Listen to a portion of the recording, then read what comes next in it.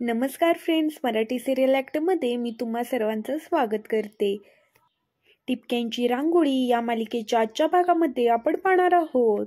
अप्पू इकडे नेत्राला मी पास झाल्यानंतर इथून निघून जाणार आहे आणि तू काळजी करू नकोस असं सांगत असते। सुहा धक्क्याने अप्पूकडे पाहू लागते तर माई त्यावर म्हणत असतात, तुला किती वेळा सांगितलं आहे की असं काहीतरी बोलायचं नाही आणि गप्प बस आणि जेवायला बस। त्यावर नेत्रा अप्पूला म्हणत असते, तू ग्रॅज्युएशन झाल्यानंतर काय करणार आहेस? त्यावर अप्पू म्हणत असते, मी अजून काहीच ठरवलेलं नाहीये।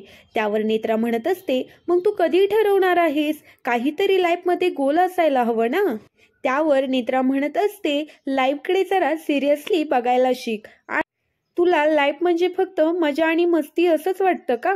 असं काहीही नसतं ग। त्यावर आता अप्पू चिडते आणि नेत्राला म्हणू लागते, पण तू मला हे सगळं का सांगतेस? पण त्यावर मग लगेच म्हणत असते, अगं तू पण तुझ्या आयुष्याचा विचार कर। त्यावर नेत्रा म्हणत असते, अप्पू म्हणत असेल मी बड्या बापाची लेक आहे, मी का हे सगळं करू? पण आपली आयडेंटिटी आपल्यालाच बनवावी लागते। त्यावर माई अप्पूला म्हणत असतात, आम्ही मानसीला लग्नानंतरही सांगितलं होतं, तुला पुढे शिकायचं असेल तर शिक, नोकरी कर, पण तिला संसाराची आवड होती। त्यावर पण्णा म्हणत असते, तुला संसारात रस नसेल तरी शिक तरी, असं टोमणा मारत असते। आता नेत्राही तिथून निघून जाते आणि पण्णाही आश्चर्याने म्हणत असते, नेत्रा किती बदलली आहे ना, कधी स्वप्नातही वाटलं नव्हतं ती एवढी बदललेली असेल। सकाळीही माझ्या मदतीला न सांगता आलेली होती।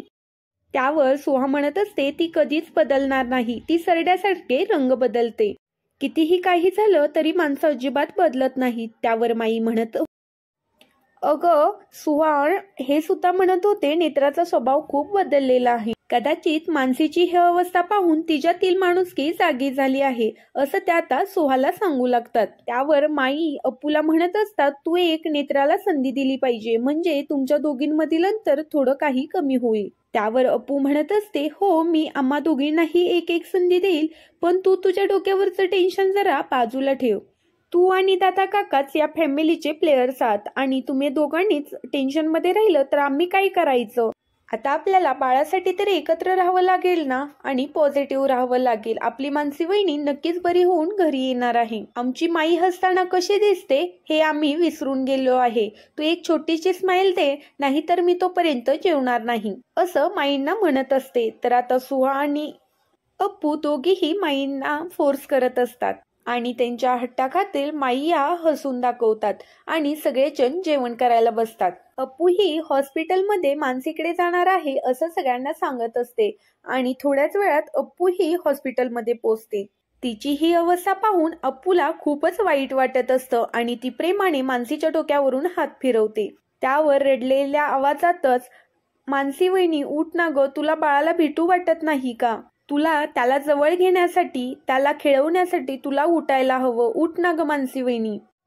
तू नेत्राला घरी येऊन दिला आहेस ना बाळाची काळजी घेण्यासाठी, त्यामुळेच मी तिला काही बोलत नाही, पण मी खूप कन्फ्युजन आहे ग। तू प्लीज उठ आणि आम्हाला सांग ना ग, अमेय दादा पण खूप दुःखामध्ये आहे आणि तू काय काय ठरवलं होतंस, निदान बाळाला खेळवण्यासाठी तरी उठ ना। तू अशी कशी काय ग, मी तुझ्याबरोबर एवढे बोलते तरी तू गप्पच आहे। आणि असं म्हणून आता ती रडू लागते आणि तेवढ्यातच तिथे शशांक हा येतो।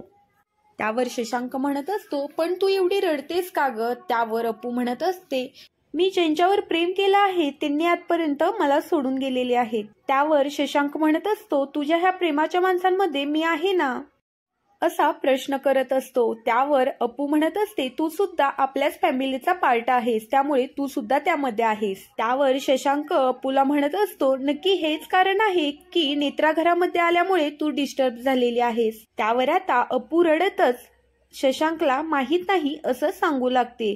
त्यावर शशांक हा अप्पूचा हात हातामध्ये घेतो आणि तू असाच हात माझा हातामध्ये घेतलास तर आपल्या दोघांना वेगळं करण्याची हिंमत कोणामध्येच नाही, असं तो अप्पूला म्हणू लागतो। त्यावर अप्पू शशांकला मिठी मारून खूप रडू लागते।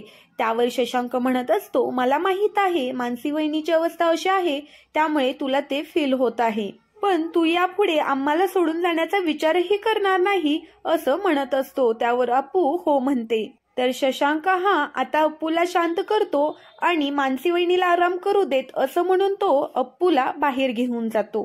तेव्हा मानसीच्या बोटांची हालचाल होत असते आणि तरी इकडे अप्पू ही रात्रीची अभ्यास करत बसलेली असते. मानसीचा चेहरा अप्पूच्या डोळ्यासमोरून जातच नसतो आणि अप्पू विचार करत असते की निदान मानसीला बाळासाठी तर बरं व्हायलाच हवं. आणि ती त्या विचारांमध्ये असते तितक्यातच तेथे शशांक येतो आणि ही फाईल नीट ठेव असं सांगू लागतो.